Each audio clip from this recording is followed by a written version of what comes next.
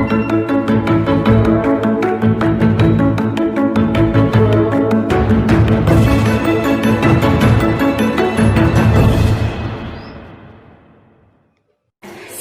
adik-adik, apa kabarnya kalian hari ini? Luar biasa. Hari ini kita akan memuji dan memuliakan nama Tuhan. Kalian sudah siap? Siap. Nah adik-adik, sebelum memulai ibadah, mari kita siapkan hati dan Alkitab adik-adik ya. Dan jangan lupa gunakan pakaian yang rapi dan sopan. Tidak sambil makan atau minum. Duduk yang baik dan memuji Tuhan dengan semangat. Nah, sebelum kita memulai ibadah ini, marilah kita lipat tangan, kita berdoa kepada Tuhan. Tuhan Yesus, terima kasih pada kesempatan ini kami boleh mengikuti ibadah online. Layakan kami untuk memuji dan memuliakan nama Tuhan. Mari Roh Kudus hadir di hati kami, agar saat kami mendengarkan firman Tuhan, kami dapat mengerti. Terima kasih ya Tuhan, dalam nama Tuhan Yesus kami sudah berdoa. Amin.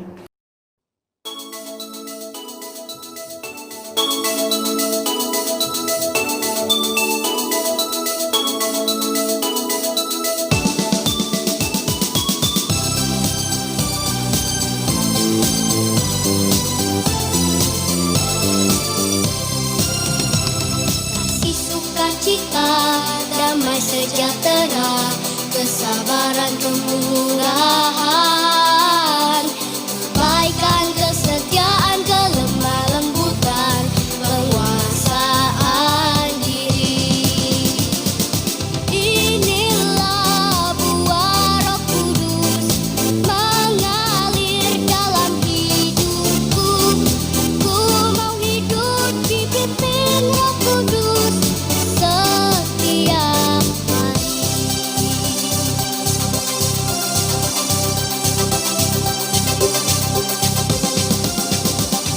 Kasih sukacita, damai sejahtera, kesabaran, kemurahan, kebaikan, kesetiaan, kelemah lembutan, penguasaan diri.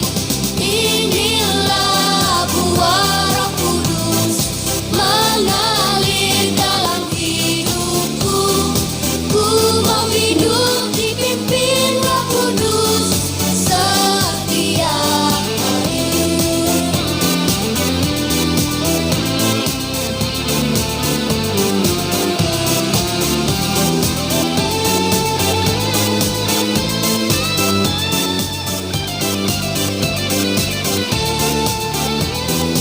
Oh, inilah buah Roh Kudus mengalir dalam hidupku. Ku mau hidup dipimpin Roh Kudus setiap hari. Ku mau hidup dipimpin Roh Kudus setiap hari.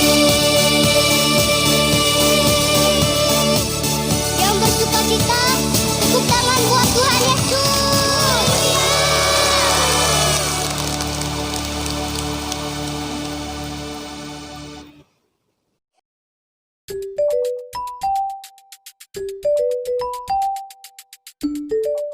Adik-adik, siapa yang masih hafal buah-buah roh dalam kehidupan kita? Mari kita sebutkan sama-sama ya. Buah-buah roh yang ada pada Galatia 6 ayat 22. Buah-buah roh itu adalah kasih, sukacita, damai sejahtera, kesabaran, kemurahan, kebaikan, kesetiaan, kelemah lembutan, dan penguasaan diri. Kita sebut sekali lagi ya. Kasih, sukacita, damai sejahtera, kesabaran, kemurahan, kebaikan, kesetiaan, kelemah lembutan, dan penguasaan diri. Nah, khusus hari ini kita akan membahas tentang penguasaan diri. Adik-adik, siapa yang pernah naik delman? Atau ada yang pernah naik kuda? Kalian pernah memperhatikan tidak kalau di mulut kuda itu ada sebuah besi? Supaya kuda dapat berjalan sesuai dengan kemampuan kita, maka pada mulutnya dipasang kekang atau besi dan tali.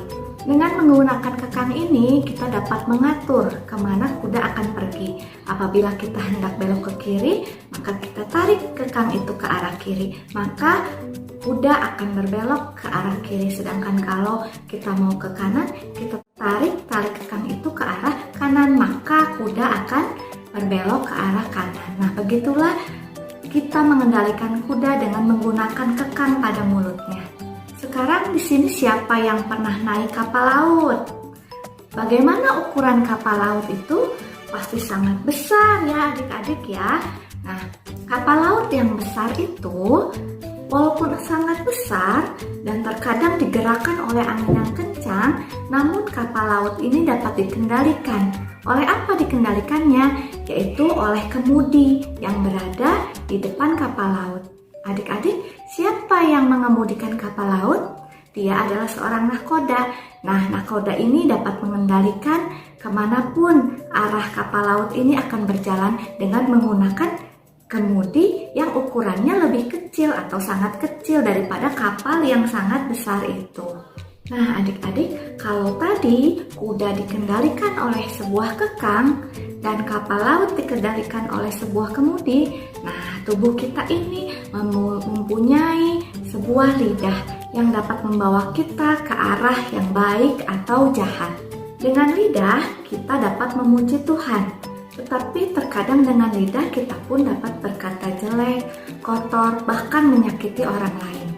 Nah, adik-adik, kakak mau bertanya kepada kalian, apakah kalian pernah merasa dalam hati kalian ini sakit hati karena diejek oleh orang lain?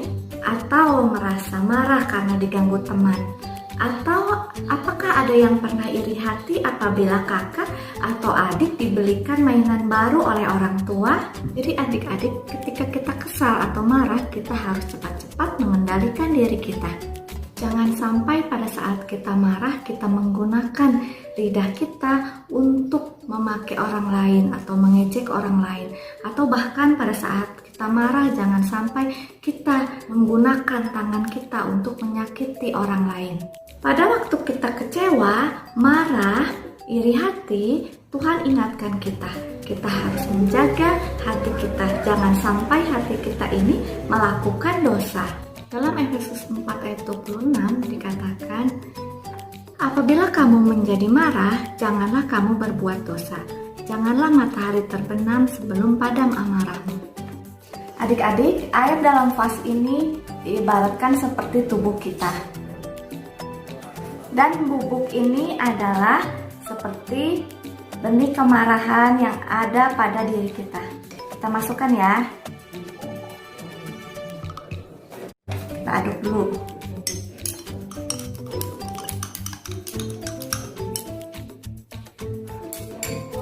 Nah, sekarang di sini ada satu cairan lagi. Cairan ini diibaratkan seperti pengendalian tubuh pada diri kita. Kalau kita menuangkannya terlalu banyak, kita lihat apa yang akan terjadi. Bila sedikit, tidak akan ke atas. Tapi kalau kita tidak dapat mengendalikannya, kita tuangnya banyak, apa yang terjadi? Kemarahan itu akan keluar, akan meluap dari tubuh kita.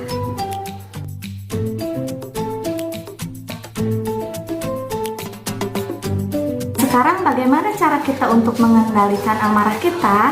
Yang pertama adalah menahan rasa marah kita.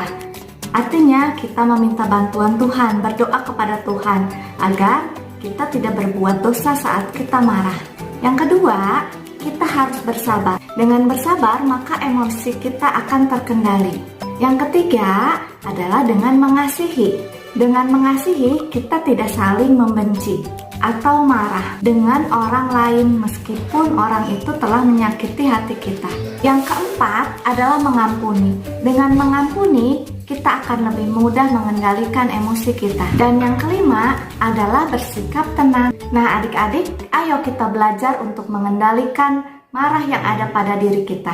Demikian firman Tuhan kali ini. Mari kita berdoa. Tuhan, terima kasih untuk firman-Mu pada hari ini. Ajar kami untuk mengendalikan tubuh kami, sehingga kami tidak berbuat dosa saat kami marah. Tuhan, kami mau berterima kasih karena kami sudah menerima rapot dari sekolah. Semoga di kelas selanjutnya kami dapat belajar lebih baik lagi. Tuhan, berkatilah orang tua yang mendidik, merawat, dan membiayai kami. Terima kasih ya Tuhan, dalam nama Tuhan Yesus kami sudah berdoa. Amin.